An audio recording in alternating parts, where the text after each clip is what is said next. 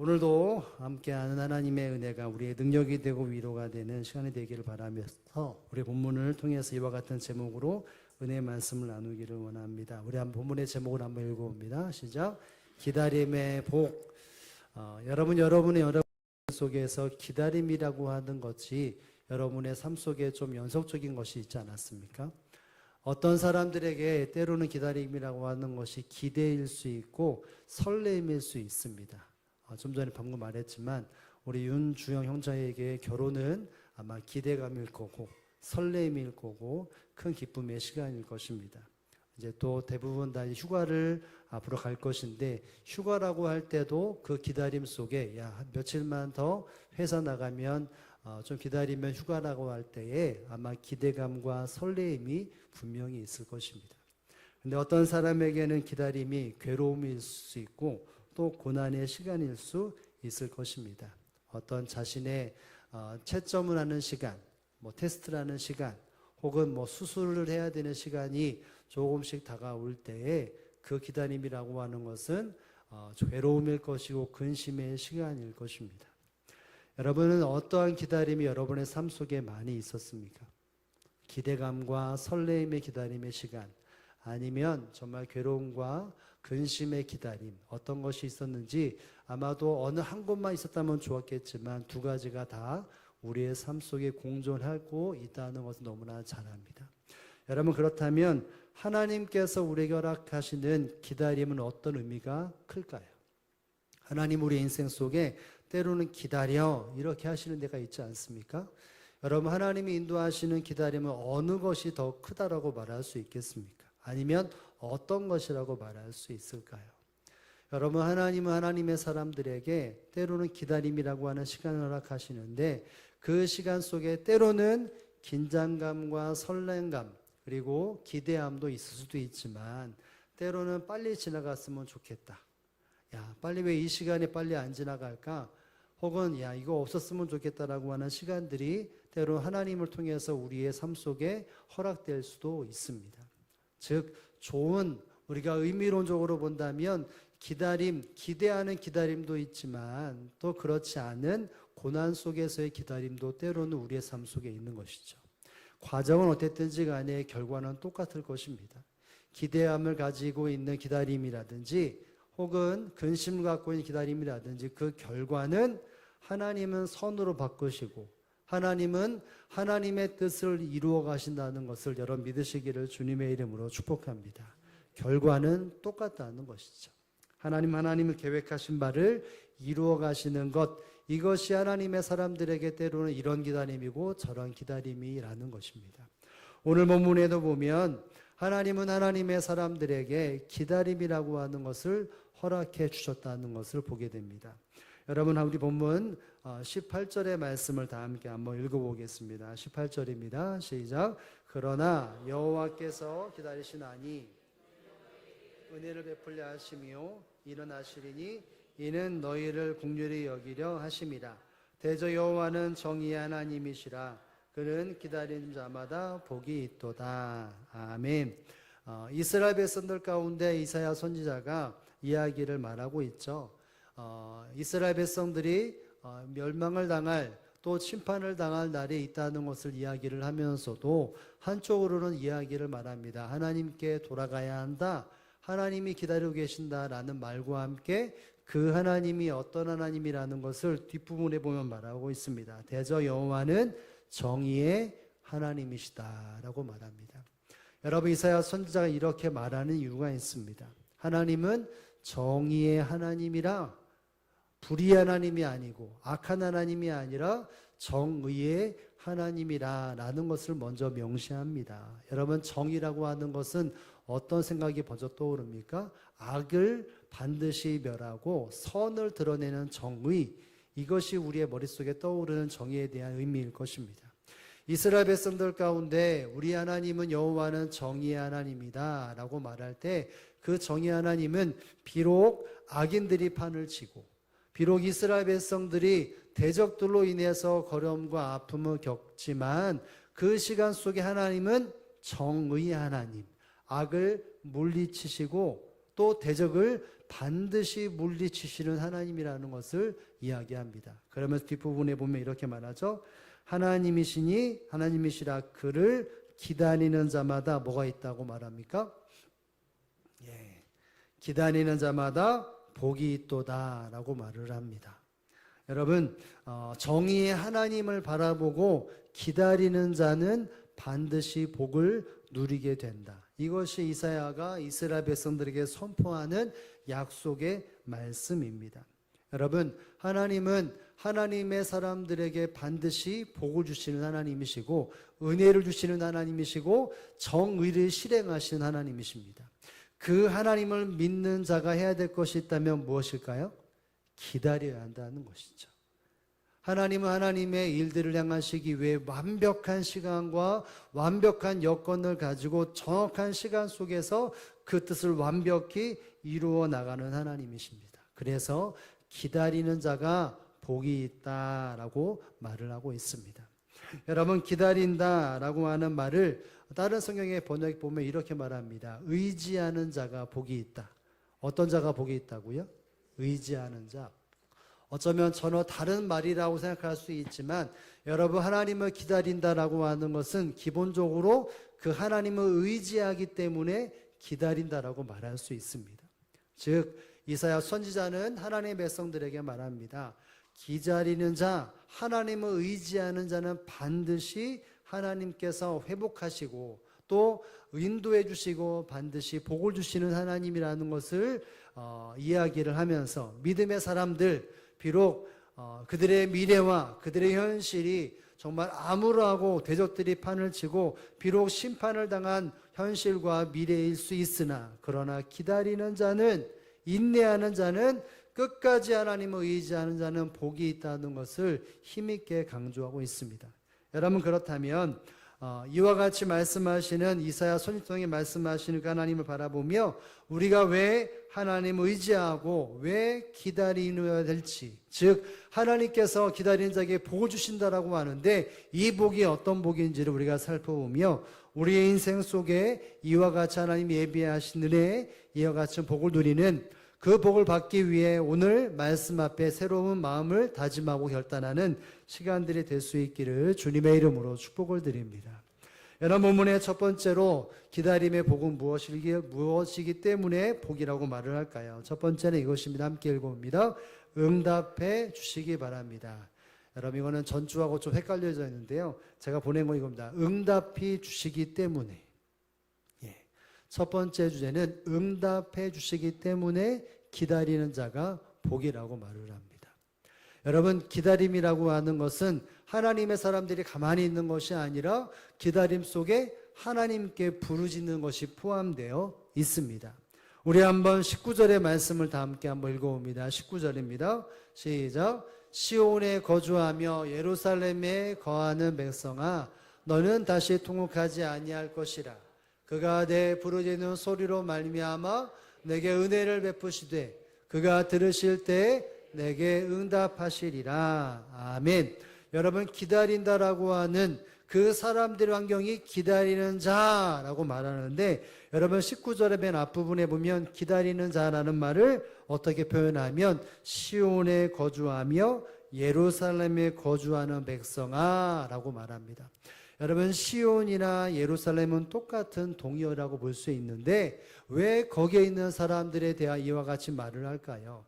지금 현실적인 이야기는 아니지만 하나님의 심판이, 하나님의 작정된 그런 징계가 임할 때 이방 민족들이 이스라엘 백성들을 침범하고 예루살렘을 거점하고 그것을 무너뜨릴 때가 분명히 있는데 그때에 이 시온과 예루살렘에 있는 자들, 이런 의미가 있습니다. 왜냐하면 그 위험을 직시했던 사람 중에 어떤 사람이냐면 저 밑에 있는 애굽으로 도망치거나 애굽을 의지했던 사람들이 있었기 때문인 것이죠. 이 이방 민족 우리를 치고 우리가 정말 불안하구나, 우리가 정말 저 민족에게 죽겠다라고 판단했을 때 저 밑에 있는 나라를 의지하자, 애굽이라고 하는 나라를 우리가 의지하자라고 판단하고 그것을 실행했던 사람들이 있다는 것이죠. 그런데 그런 일들 속에서도 시온에 거하고 예루살렘에 거함으로 하나님을 기다리고 하나님을 의지했던 백성들아, 이런 의미가 있습니다. 즉 환난과 어려움 속에 세상을 의지하지 않고 하나님을 기다리고 있는 사람, 이 사람들이 시온에 그리고 예루살렘에 거하는 자들이라는 것이죠. 여러분, 이 사람들이 어떻게 모습을 하고 있습니까? 뒷부분에 보면 그가 내 부르짖는 소리로 말미암아 라고 말합니다. 이 시온과 예루살렘, 수많은 대적들이 쳐들어와서 생명의 위기가 있는 그 순간에 하나님께 향하여 부르짖는 자라고 말을 합니다. 그가 내 부르짖는 소리로 말미암아, 그가 내 부르짖는 소리로 말미암아, 이 말은 하나님께 향하여 부르짖었다는 것이죠. 힘듦과 어려움과 대적들이 침범할 때에 하나님의 백성들이 예루살렘에 거주하며 기다리면서 기도하는 사람들을 통해서 하나님은 응답하셨다라고 말합니다. 뒷부분에 보면 그가 들으실 때에 내게 응답하시리라 라고 말을 합니다. 여러분, 기다리는 자에게 왜 복이라고 말합니까? 기다림 속에 하나님께 부르짖기에, 그리고 부르짖음이 반드시 응답음을 하나님이 갚아주시기 때문에 기다리는 자가 뭐가 있다고요? 복이 있다, 이렇게 말을 하고 있는 것입니다. 여러분, 여기 보면 부르짖다라고 하는 말이 나오는데, 이 부르짖다라고 말하는 것은 깊은 고난과 아픔 속에서 오직 하나님께만 부르짖는 것을 의미합니다. 다른 어떤 것을 의지하지 않고 오직 하나님께만 부르짖는 자들, 그 부르짖는 자들에게 하나는 반드시 그 부르짖음의 대상이 되었던 하나님께서 역사하셔서 그들에게 응답하셔서 대적을 물리치시고 모든 환난 속에서 건져주신 은혜를 반드시 베풀어 주시는 하나님이라는 것입니다. 여러분, 하나님께 부르짖는 자, 기다리면서 하나님의 응답을 바라보고 기다리는 자는 반드시 응답해 주시기에 복이 임한다는 사실을 여러분 믿으시기를 바랍니다. 여러분이 복을 받기 위해서 부르짖는다라고 하는 것이 있어야 되는데, 이 부르짖음은 철저하게 무엇인지 알아야 합니다. 그것은 오직 하나님께만 부르짖는 것입니다. 어려움과 아픔이 나간다고 해서 세상의 어떤 것을 의지하거나 적당히 타협하거나 수많은 요인들을 붙잡고 이것을 내가 간파하겠다라고 하는 반타협적인 믿음과 신앙과 부르짖음이 아니라 다른 어떤 것을 바라보지 않고 오직 하나님께만 바라보고 부르짖는 자에게 이와 같은 응답을, 이와 같은 복을 주신다는 것을 우리는 기억할 수 있어야 합니다. 세상에 의지할 것들이 많이 있지만 이 본문에 나와 있는 것처럼 저 애굽이라고 하는 큰 나라를 부여잡아서 이 어려움을 내가 버텨보겠다, 기다리겠다라고 하는 사람들은 하나님이 응답하지 않으셨다는 것이죠. 묵묵히 기다림 속에 하나님만을 바라보고 하나님만이 우리의 구원자라는 것을 바라보고 부르짖기에 그 기다림이 절대로 고통과 외로움을 걸러먹는 것이 아니라 하나님이 반드시 응답해 주시고 건져주시고 하나님이 건져주실 것을 바라보기에 이것을 통해서 부르짖는 자는 반드시 이와 같은 열매를 얻게 만드신다는 것입니다. 여러분, 그래서 이엔 바운스라고 하는 사람은 이 부분을 해석할 때 이렇게 말합니다. 하나님의 역사는 하나님의 뜻을 이루어가는 그 속에 성도들의 기도를 통해서도 그것이 포함되어져 있다라고 말을 합니다. 하나님이 이 땅에 구원을 이루어 가시고 하나님의 역사로 사람들을 건져주실 때 그 사람들이 기도하는 것 통하여 그 역사가 이루어진다는 것이죠. 즉 하나님의 역사는 성도들의 부르짖음까지도 예정하시고 그 일을 이루어 가시는 하나님이라는 것입니다. 여러분, 그렇기 때문에 기다리는 자가 복이 있다라고 말하는 것, 기다리는 자는 복을 받기 위해서 무엇해야 합니까? 하나님 앞에 부르짖어야 합니다. 반드시 하나님 응답하신다라고 하는 것을 기대하면서 하나님 앞에 기다리는 자는 응답을 받게 된다는 것을 우리는 기억해야 합니다. 반드시 부르짖는 자에게 통곡을 멈추게 하시고 회복의 때를 주신다는 것이죠. 여러분, 이스라엘 백성들이 하나님의 은혜에 따라서 출애굽을 받게 되어지는데, 여러분, 그것은 하나님은 누구를 통해서 역사하셨죠? 모세를 통해서 역사하셨습니다. 하나님이 모세를 들어서 내가 너에게 이것을 맡긴다라고 말씀하실 때 그 일들에 대하여 하나님이 내가 이렇기 때문에 너를 세운다라고 말씀을 하실 때 그 요인, 내가 너를 세우는 이유, 이스라엘 백성들을 출애굽하는 이유에 대해서 이렇게 설명을 하는데요. 여러분 출애굽기 3장 7절에 보면 이렇게 말씀을 하십니다. 우리 한번 스크린을 보면서 읽겠습니다. 시작. 여호와께서 이르시되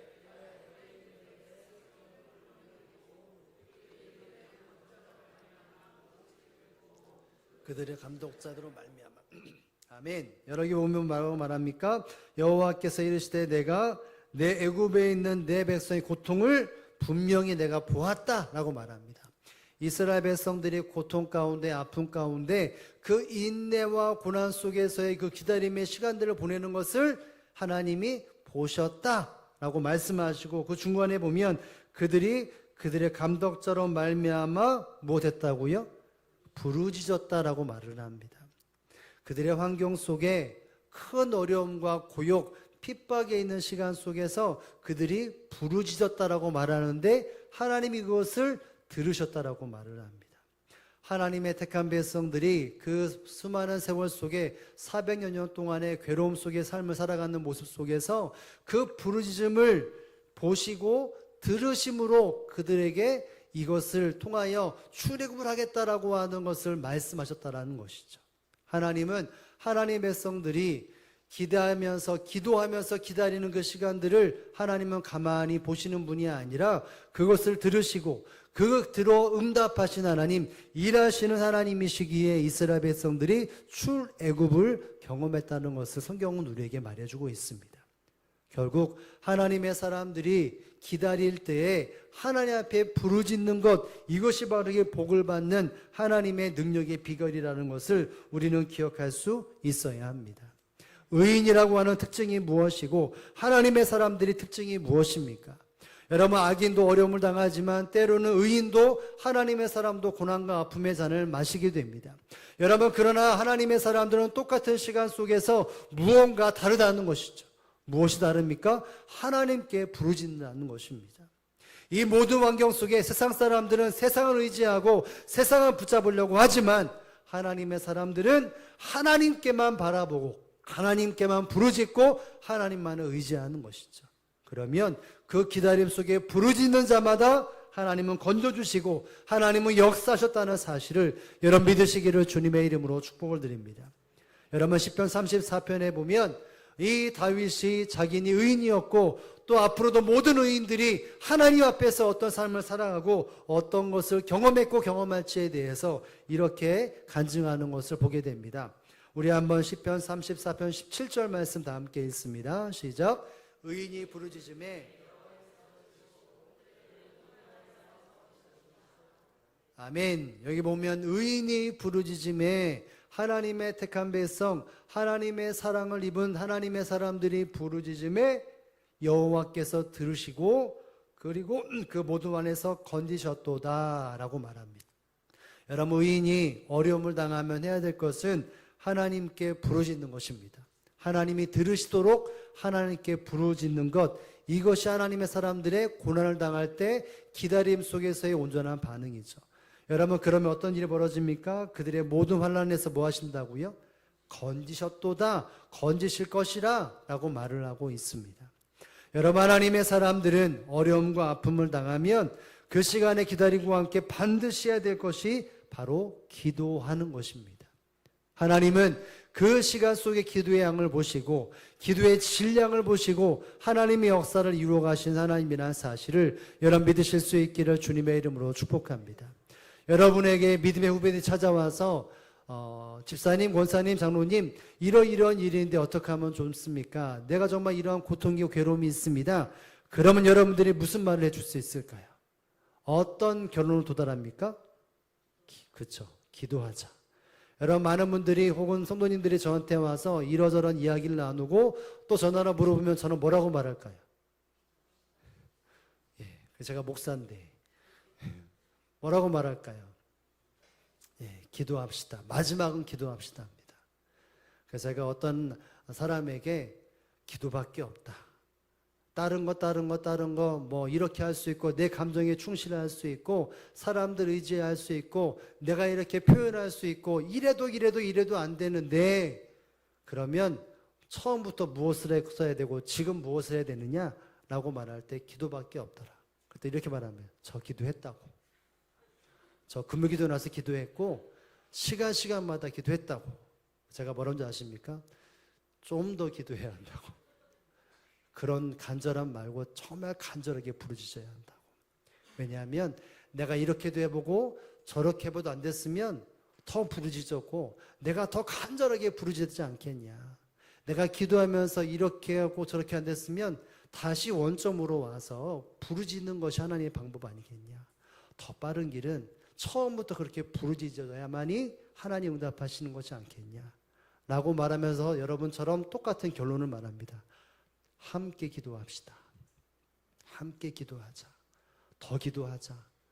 더 기도하자. 안 됐냐? 더 기도하자. 실패했냐? 더 기도하자. 변하지 않았냐? 더 기도하자. 언제까지요? 변화될 때까지. 내 기도가 바뀌든지 이 내가 기도하는 어려움을 주는 이 사랑이 바뀌든지 내 기도가 바뀌든지 뭐 해야 한다고요? 부르짖자. 여러분 기다리는 자가 복이 있다라고 하는 것은 부르짖는 자가 복이 있는 것인데 포기하지 않고 하나님이 응답하실 것을 기대하면서 끝까지 부르짖는 자가 복을 반드시 누린다는 것을 여러분 기억하시기를 바랍니다. 그럼 어떤 상황과 어떤 그 환경에서도 다른 것 의지하지 않고 오직 하나님만을 의지하여 하나님께만 부르짖어 이와 같은 복, 하나님이 허락하시는 응답의 복을 다 누리는 저와 여러분의 삶이 되어지기를 주님의 이름으로 축복합니다. 여러분 본문의 두 번째는 이것입니다. 함께 읽어봅니다. 시작. 앞 인도해 주시기 때문에. 여러분 기다리는 자가 왜 복을 받느냐? 그 복은 무엇이냐? 하나님께 인도함을 받기 때문인 것이죠. 여러분 20절 말씀을 한번 읽어보겠습니다. 20절입니다. 시작. 주께서 너에게 환난의 떡과 고생의 물을 주시나 내 스승은 다시 숨기지 아니하시리니 내 눈이 내 스승을 볼 것이며. 아멘. 여러분 주께서 너희에게 환난의 떡과 고생의 물을 주시나 내 스승을 가리지 않겠다.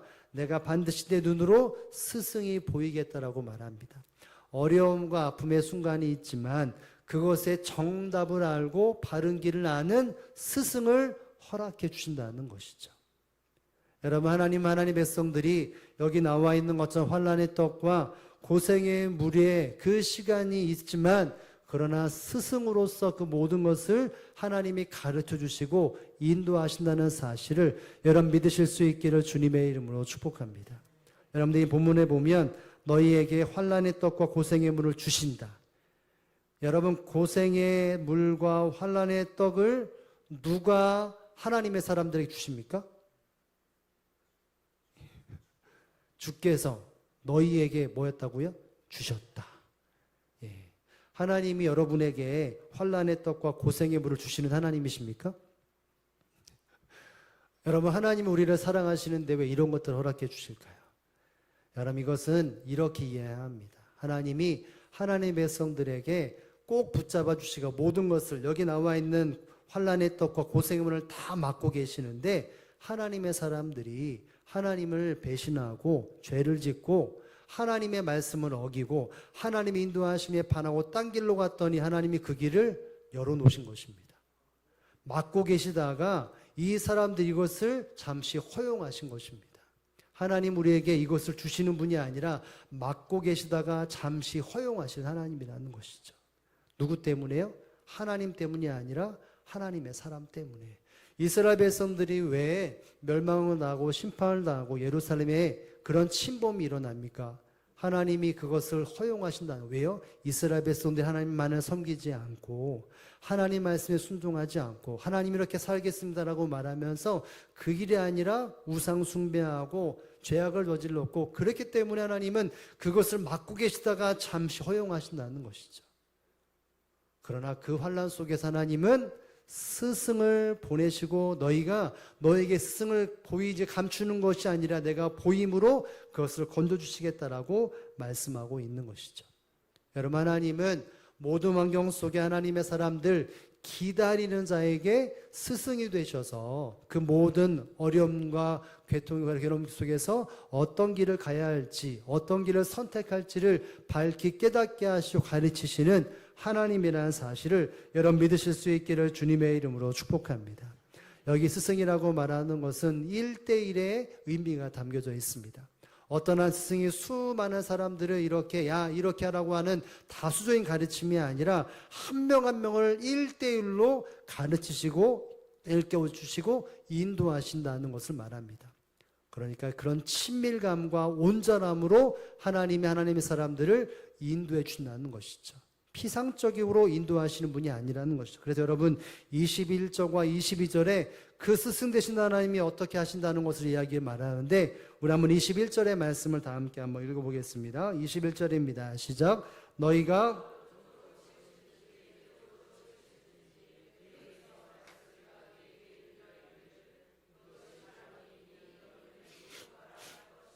아멘.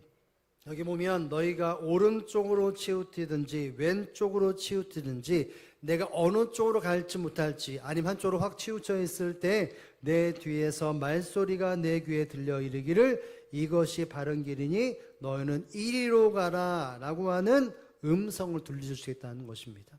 하나님의 백성들이 어디로 피하고 어디로 가야 될지 어디로 달려가야 할지를 갈팔지팡할 때에 하나님이 스승이 되시고 하나님께서 스승된 사람들을 붙여주셔서 이 길로 가야 돼, 거기 아니야, 여기로 갔다 저기 그것도 아니야, 이 길로 가야 한다라고 명확하게 음성을 들려주시고 그것을 가르쳐 주신다라고 말씀하고 있습니다. 실질적으로 가장 완벽하게 스승으로서 하나님의 사람들을 이렇게 인도해 주신다라고 말씀하고 있습니다. 여러분, 하나님의 사람들에게 이와 같이 모든 길을 알려주시고 깨닫게 하시고 인도하시는 하나님의 사실을 여러분 믿으십니까? 믿으십니까? 여러분, 하나님의 사람들의 모든 길을 완벽하게 하시고 온전한 길이 어떤 길인지 아시고 그것을 제시하시고 알려주시는 하나님이라는 사실을 여러분 믿으시기를 주님의 이름으로 축복합니다. 여러분, 구약 성경에 의인된 사람들, 하나님의 택한 백성들은 하나님 반드시 이와 같은 은혜를 허락해 주셨습니다. 하나님이 직접 또는 천사를 대동하여서 하나님께서 하나님의 사람들을 이 길로 가야 돼, 너희는 결단해야 돼, 이렇게 수없이 하나님은 인도해 가르쳐 주셨습니다. 우리가 앞서 말했던 것처럼 출애굽할 때에도 하나님은 스승이 되셔서 모세를 세워서 애굽에서 탈출하는 법을 알려주셨고, 모세가 떠나고 난 이후에는 여호수아를 통해서 이스라엘 백성들을 가나안 땅에 정착하게 하셨습니다. 그곳에서 갈팡질팡할 때 하나님은 사사들을 세워서 그들을 가르치시고 그들을 온전히 인도해 주셨습니다. 그 이후에 이스라엘 왕국이 세워지는 한 이후에는 하나님은 왕들을 통하여 또는 하나님의 선지자들을 통해서 이스라엘 백성들을 하나하나 세밀히 가르치시고 그 모든 길을 인도해 주셨습니다. 이것이 구약 성경이죠. 여러분, 신약 성경에 하나님은 어떻게 가르치시고 어떻게 인도하셨습니까? 그렇죠. 예수님을 통해서 하나님의 사람들이 어떻게 삶을 살아야 하고 어떤 길을 선택할지에 대하여 예수님이 친히 이 땅에 오셔서 하나하나 세밀하게 모든 사람들을 만나심으로 하나하나 가르쳐 주셨고, 또 그 안에 제자들을 선택하여서 그 모든 사람들에 대해서 다 양육시키시고 그것에 대해서 완벽하게 훈련시키셨습니다. 여러분, 그러면 예수님이 승천하신 이후에 하나님은 하나님의 사람들에게 예수님 사람들 어떻게 가르치시고 인도해 주셨을까요? 누구를 통해서? 성경은 말합니다. 이렇게 말하죠. 요한복음 16장 13절 말씀 다 함께 한번 읽어보겠습니다. 시작.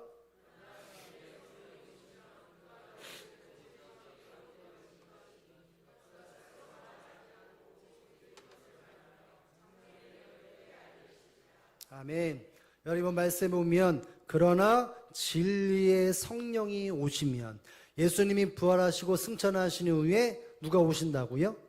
성령, 진리의 성령이 오신다라고 말합니다. 여기 보면 진리의 성령이 오시면 그가 너희를 모든 진리 가운데로 인도해 주신다라고 말합니다. 모든 진리 가운데 너희를 인도해 주신다라고 말합니다. 어디로 가야 할지, 어떤 선택을 해야 할지, 어떤 결정을 내야 할지를 누가 알려준다고요? 성령 하나님께서 알려준다라고 말을 합니다. 여러분, 성령 하나님 이 시대에도 우리에게 어떤 길을 가야 될지, 어떤 일을 선택해야 될지를 알려주신다는 사실 여러분 믿으시기를 주님의 이름으로 축복합니다. 어떻게요? 성령의 충만함으로 이적과 기적을 행하고 불을 받아라 수많은 이적과 기적 병자가 나오면서 야, 이 길을 가야 돼 라고 하는 것도 있지만 성경은 정확하게 말합니다. 여러분 어떤 본문에 보면 뒷부분에 이렇게 말하죠.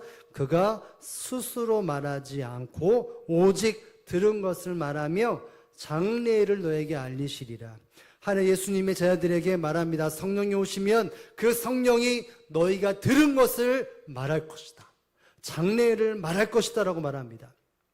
여러분 성령 하나님께서 믿음의 사람들을 감동하심으로 감동케 하심으로 바른 길 온전한 길 하나님이 기뻐하신 길로 인도해 준다라고 말하는데 무엇으로요? 여기 보면 정확히 들은 것을 말하며 예수님께서 말씀하셨고 예수님께서 깨닫게 하신 것들을 그것들을 말하고 그것들을 깨닫게 하시고 예수님 말씀하셨던 미래의 모든 것을 통해 너희를 인도하시리라 라고 말씀하십니다.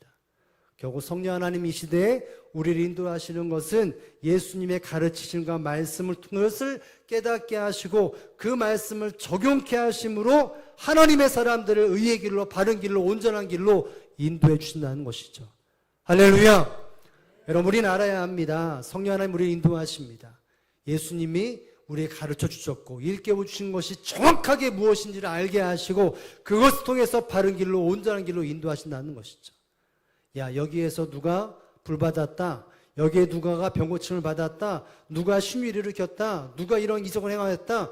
그럴 수 있지만 결국은 그것은 결국 무엇이냐 말씀을 바로 보고 말씀 앞에 삶을 세워가기 위한 하나님이 허락하시는 잠시 어떤 것에 첨가되는 것이지 기본적으로는 하나님의 말씀이 무엇인지를 예수의 가르침이 무엇인지를 성령 하나님이 깨닫게 하시고 감동케 하심으로 우리의 삶을 이끌어 가신다는 것이죠.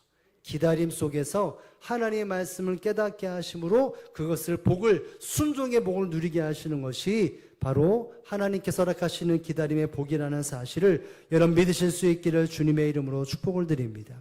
여러분 기다림 속에 때로는 이리저리 흔들 때가 있습니다. 내가 이 길을 가야 될지 저 길을 가야 될지 이 사람은 저렇게 말하고 저 사람은 저렇게 말하고 내가 검색해 봤을 때 이렇게 가고 저렇게 한다라고 하는 수많은 이야기를 할 때마다 여러분 우리의 시선과 우리의 결정은 어디에 가야 합니까? 주의 말씀에 가 있어야 합니다.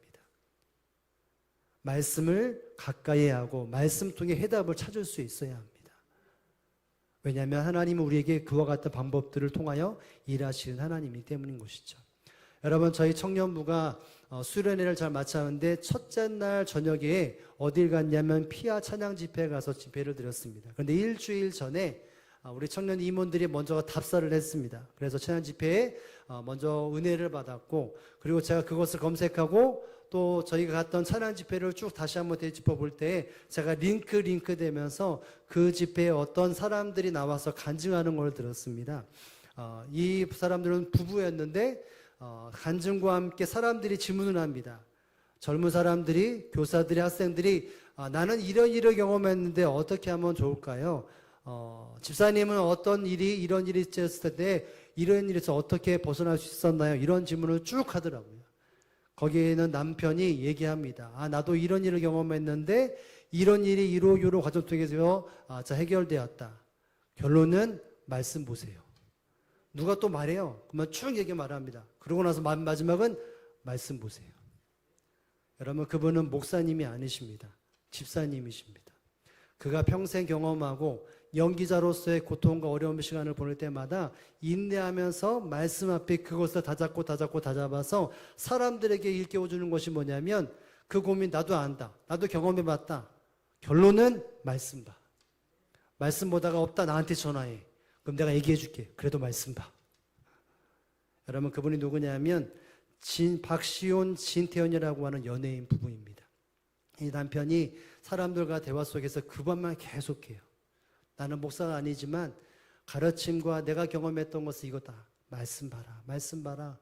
당장 뭐 다른 거 보지 말고 말씀만 봐.